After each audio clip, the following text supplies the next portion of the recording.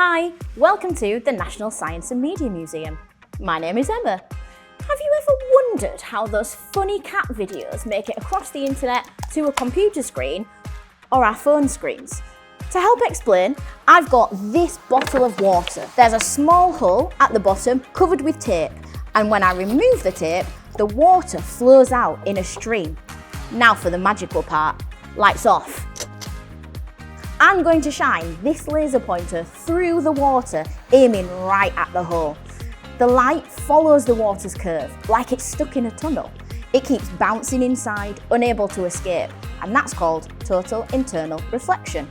Lights on. So what's this got to do with the internet? Well, for much of their journey across the internet, images, text, and videos are represented by rapid flashes of laser light. That light speeds along inside bundles of these thin threads of glass called optical fibres.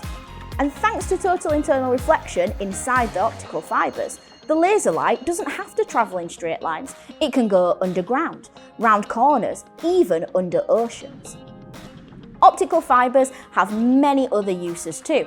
For example, they're used in an amazing tool called an endoscope, which doctors use to see inside the body.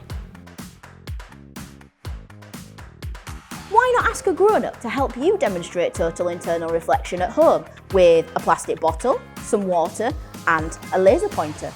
But don't shine the laser pointer into anyone's eyes, including your own.